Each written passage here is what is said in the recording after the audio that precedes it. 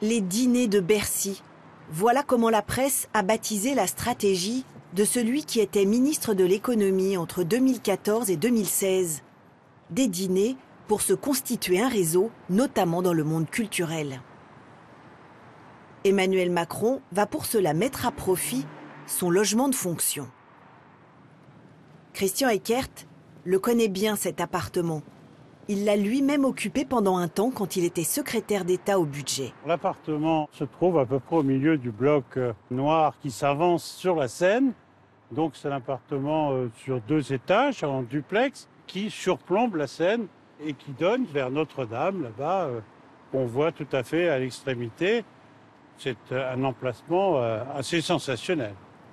Et vous pouvez même venir en bateau avec les navettes que vous voyez là sur la Seine, réservées strictement aux ministres qui peuvent aller chercher quelqu'un, place de la Concorde par exemple. Un ascenseur conduit directement dans les appartements. Le logement de fonction est situé à l'opposé de l'entrée officielle, à l'autre bout de l'immense paquebot, avec un accès privé que rien ne signale, réservé aux ministres et à ses invités.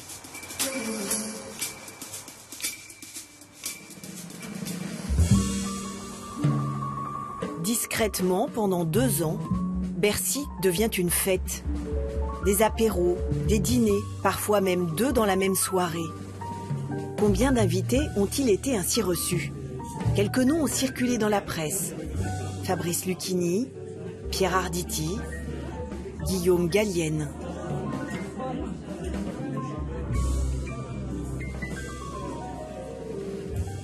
J'avais le sentiment en tout cas que c'était des gens qu'il avait l'habitude de fréquenter. Moi j'étais un peu le petit nouveau.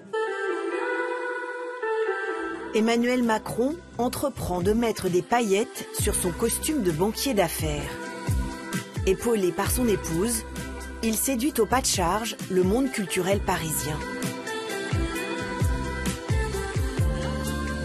Une ascension éclair que le journaliste d'investigation Marc Andevelde décrypte dans ses livres.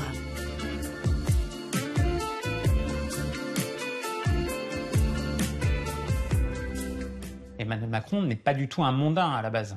C'est pas quelqu'un qui sort. Ça, c'est plutôt le registre de Brigitte Macron. À la rigueur, son truc, c'est passer ses soirées à lire des rapports de banque d'affaires ou des rapports en tant que ministre. Il est quand même enfermé dans ses dossiers, Emmanuel Macron. Il est encore très peu connu du grand public, en réalité. Donc, il faut qu'il acquiert en très peu de mois une notoriété. Ça fait partie d'une stratégie d'influence, tout simplement. Et c'est relativement réfléchi du côté du couple Macron, comme des communicants de l'époque de Macron. De fil en aiguille, les mondanités de Bercy portent leurs fruits. Le carnet d'adresses des Macron s'étoffe, le réseau se met en place tout naturellement. Sur le moment, Christian Eckert ne voit pas que son collègue de Bercy est en train de préparer sa candidature et de torpiller celle du président François Hollande. Quand Emmanuel Macron démissionne le 31 août 2016, l'ex-secrétaire d'État au budget découvre le coût de cette si discrète stratégie. L'ensemble des crédits de l'année étaient consommés. Là aussi, en fait, quand il est parti en août, il n'y a plus d'argent. Il n'y a plus d'argent pour le fonctionnement du ministère, en tout cas de sa partie du ministère. Emmanuel Macron a siphonné les frais de représentation. Cette enveloppe attribuée aux ministres est destinée aux invitations professionnelles. 120 000 € en 8 mois. Chaque ministre invite qui il veut et personne ne contrôle si les invités sont en lien direct avec les attributions du ministre. Or, quand vous avez un ministre de l'économie qui reçoit des acteurs, des chanteurs, des autrices, etc., est-ce que c'est un lien direct avec l'activité de ministre de l'économie? C'est en tout cas une zone grise.